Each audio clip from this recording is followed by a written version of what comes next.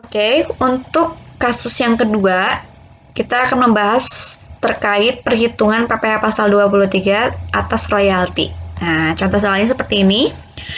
Pada tanggal 2 Agustus 2014, PT Mawar membayar royalti kepada Tuan Zainuddin sebagai penulis buku sebesar 50 juta rupiah. Tuan Zainuddin memiliki NPWP. Maka, berapakah PPh pasal 23 yang harus dipotong atas Tuan Zainuddin? Coba, berapa kira-kira tarif PPh pasal 23 atas royalti? 15% juga ya?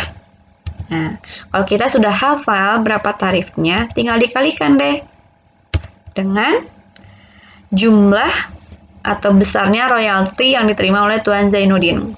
Karena tarif PPh pasal 23 untuk royalti adalah 15%, jadi tinggal dikalikan saja dengan jumlah royalti yang diterima Zainuddin, yaitu 50 juta. Hasilnya berapa?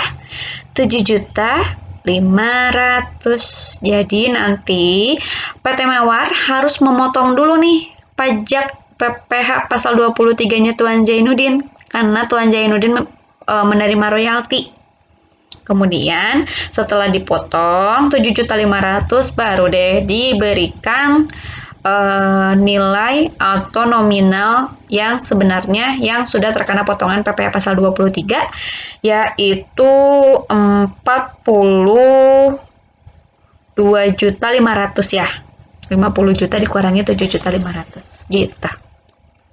Itu adalah uang bersih, royalti yang sudah bersih, bebas dari potongan PPh pasal 23 atas Tuan Zainuddin. Perhitungan yang ketiga nih, kasus ketiga terkait bunga obligasi. Nah, contohnya seperti ini. Pada tanggal 3 Januari 2015, PT Sejahtera melakukan pembayaran bunga obligasi kepada PT Damai Sentosa sebesar 75 juta. Obligasi tersebut tidak diperdagangkan di Bursa Efek Indonesia. Sebenarnya ini contoh soalnya rada mengecoh ya. Ada keterangan yang harus kalian pahami seksama. Ini penting atau tidak ya? Nah, kalian harus mulai mencoba mulai cerdik menganalisis soal. Mana yang masuk kategori informasi yang bermakna, mana yang masuk kategori informasi yang tidak perlu dicerna atau diabaikan saja. Kalau di sini yang perlu diabaikan informasinya adalah terkait obligasi tersebut tidak diperdagangkan di Bursa Efek Indonesia. Yang penting kalian tahu ini jenis transaksinya tentang apa, kemudian nominalnya berapa. Jawabannya berapa nih? Karena dia masuk objek pajak bunga obligasi, tarifnya adalah 15%. Nah, 15% tinggal dikalikan dengan jumlah nominal obligasinya berapa, yaitu 75 juta. Hasilnya adalah 11.250.000 rupiah. Gitu deh. Gampang ya PPh pasal 23. Asal hafal berapa tarifnya, berapa persen, kemudian tinggal kalikan dengan besar nominal atas objek pajaknya berapa. Selanjutnya, untuk perhitungan PPh pasal 23 atas hadiah dan penghargaan. Nah, kalau di PPh pasal 23, hadiah dan penghargaannya itu diberikan kepada wajib pajak badan ya, bukan orang pribadi. Ini contoh soalnya. Pada 20 Maret 2012, PT Abadi memberikan hadiah perlombaan kepada PT Makmur sebagai juara lomba senam sehat sebesar 150 juta rupiah. Jadi, berapa nih PPh pasal 23 yang harus dipotong oleh PT Abadi terhadap hadiah yang diterima oleh PT Makmur? Karena hadiah dan penghargaan itu masuk kategori tarif 15%, jadi caranya adalah 15% dikali 150 juta yaitu nominal hadiahnya sama dengan Rp22.500.000. Jadi, yang sudah bersih, uang yang sudah bersih, hadiah yang sudah bersih terkena potongan PPh pasal 23 dan yang sudah boleh diterima oleh PT Makmur nilainya adalah yang sudah dikurangi 22.500.000. Silakan dihitung kira-kira berapa yang baru boleh diterima oleh PT Makmur setelah terkena potongan PPh pasal 23. Selanjutnya, untuk contoh kasus perhitungan PPh pasal 23 atas jasa. Nah, jasa masuk kategori berapa nih? Kategori tarif berapa? Ini contoh soalnya. PT Irama meminta jasa dari Pak Budi untuk membuat sistem akuntansi perusahaan dengan imbalan sebesar 80 juta. Nah, ini sudah termasuk PPN, cenah ya.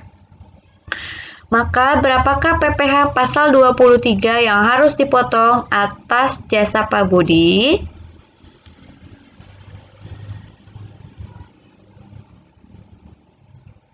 Nah, kalau di PPh pasal 23, baik itu yang sudah termasuk PPN, kalau di contoh soalnya ada tulisan sudah termasuk PPN, maka tinggal langsung dikalikan saja ya dengan tarifnya.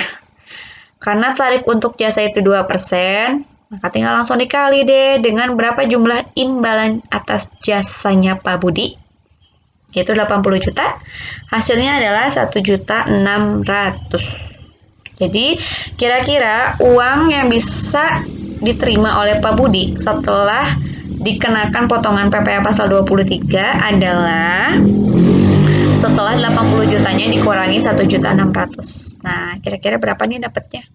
Silahkan hitung sendiri ya.